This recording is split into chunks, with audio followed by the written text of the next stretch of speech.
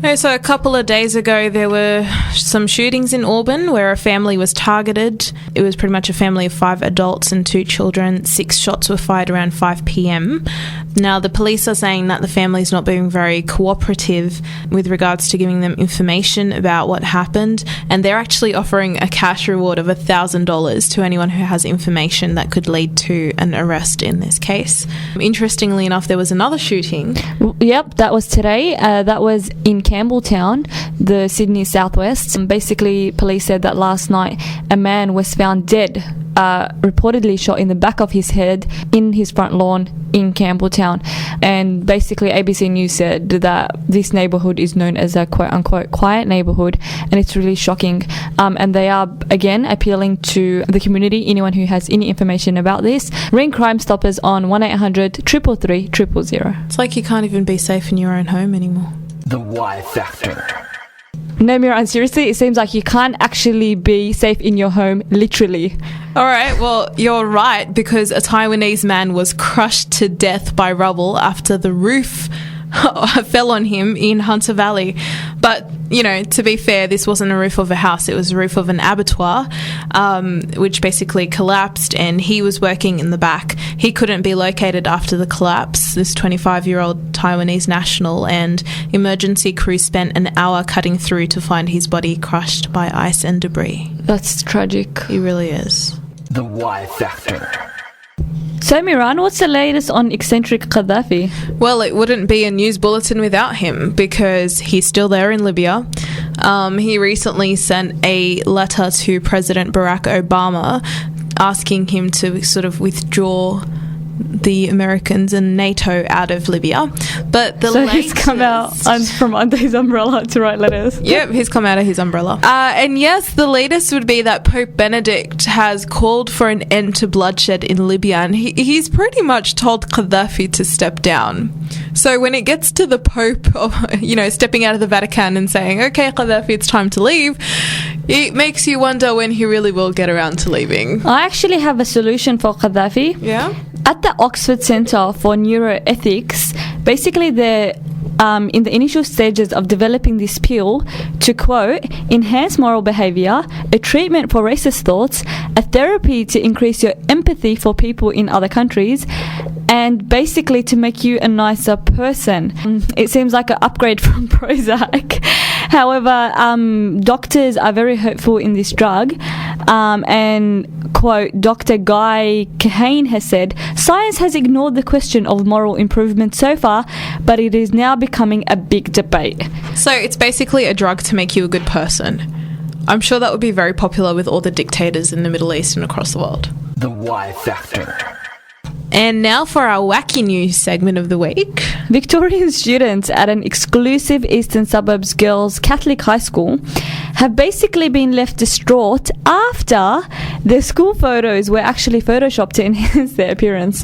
Now, some girls actually had ponytails removed, others had their ears changed altogether, and others had touches, applied to their face.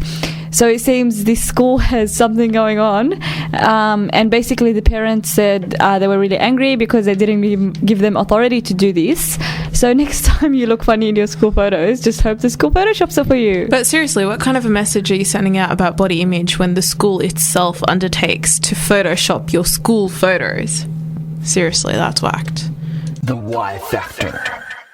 Our next story is more disturbing than it is wacky, really, and it regards a reclusive native rat that usually lives in Western Queensland and the Northern Territory, but it's been sighted in Alice Springs for the first time in 25 years, and it's apparently been breeding like crazy, something to do with the current climate over there. It just reminded me of that wacky fact we had a few weeks ago about rats. They could practically have a whole generation of millions of descendants in one day. Unfortunately, rats in real life aren't as cute and loving as Stuart Little. They're actually pretty grubby and icky. So basically, if you do have any plans to go to Alice Springs, maybe defer them. The Y Factor. And that brings us to the end of our news episode for today.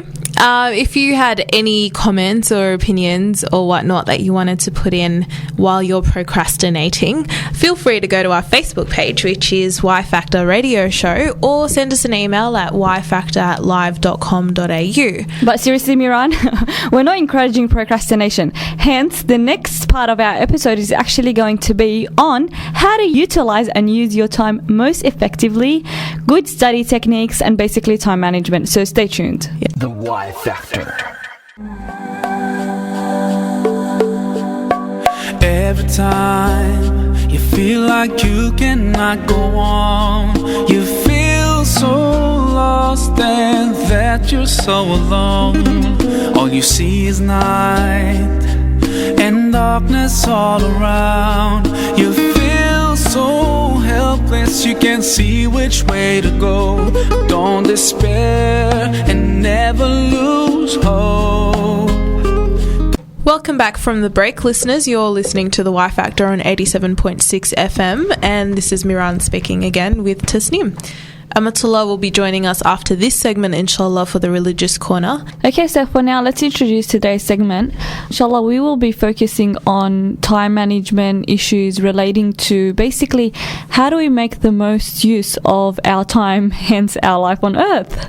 Yes, well, that sounds very philosophical. At the moment, all I'm concerned about is how on earth I'm going to manage my time to get all, my assignments, my coursework, and my exams over and done with. Now, I think for school students, they're pretty much finishing off their first term and going into school holidays, so you guys don't have to worry about that for now.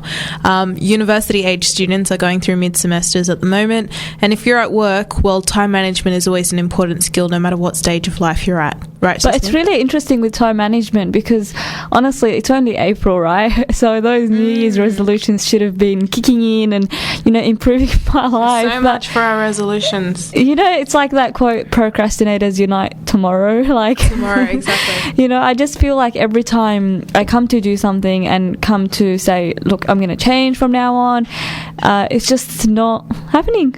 I agree with you. I mean, I was all raw and ready to go in the beginning of the year. That's it. I'm going to write notes from day one. But look where I am now. I think the interesting thing is we kind of listen to things, get motivated for a split second, but we don't actually have any framework to work with.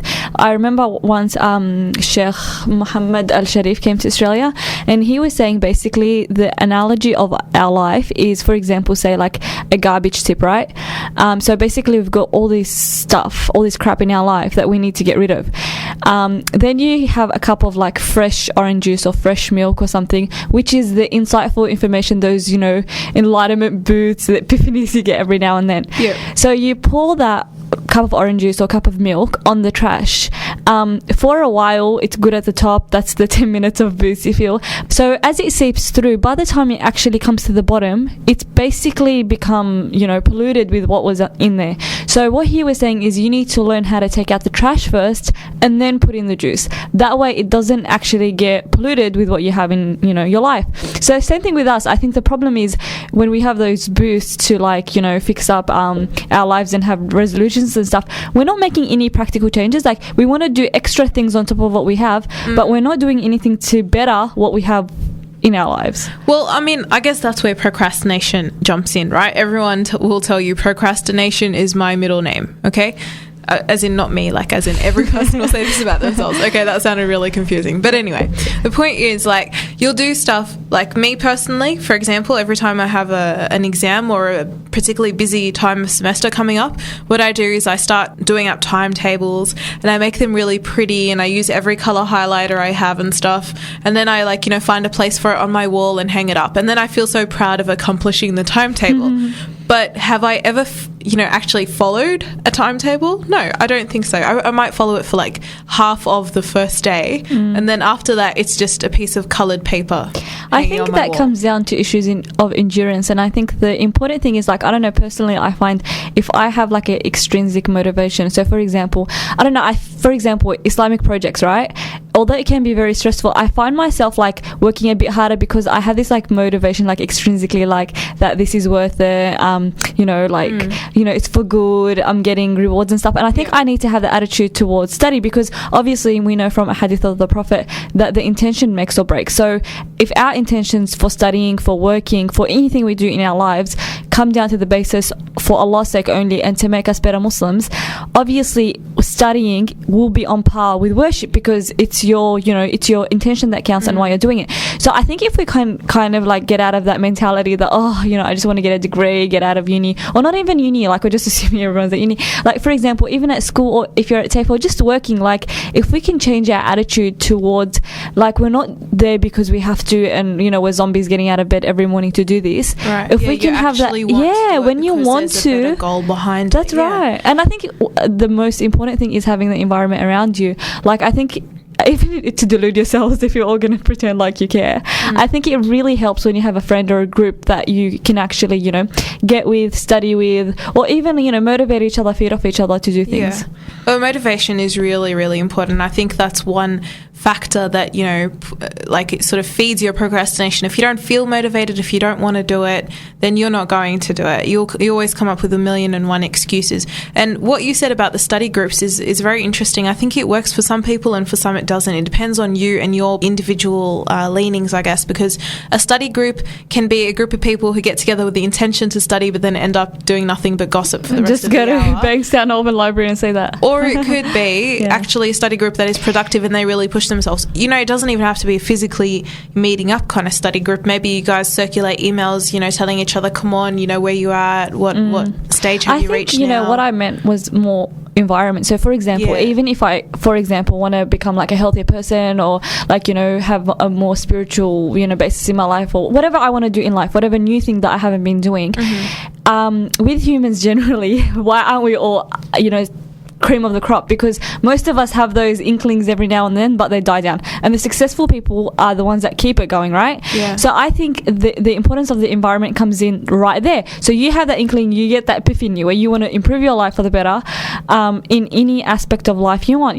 So when you have the right environment, you have the right friends that not necessarily like believe in your vision or whatever, but they just push you or like help you. So for example, you know, if I wanted to be healthier, oh, let's go to the gym together, why don't we go for a jog? You know, if we wanted to go eat junk food, no, let's go somewhere else. I think that a constant reminder, and that can be seen in our Islamic tradition, like the Prophet ﷺ, like so many hadith emphasized on companionship, and who you're surrounded by. And so let's call it a support network. So if we have a good support network, then inshallah that should be one useful I guess tip or push towards the right direction. Well, speaking of tips, we were kind of going crazy at the Y Factor, so we thought, you know what, why don't we get a professional to give us some tips on study techniques? Yep, so here's the interview. The Y Factor.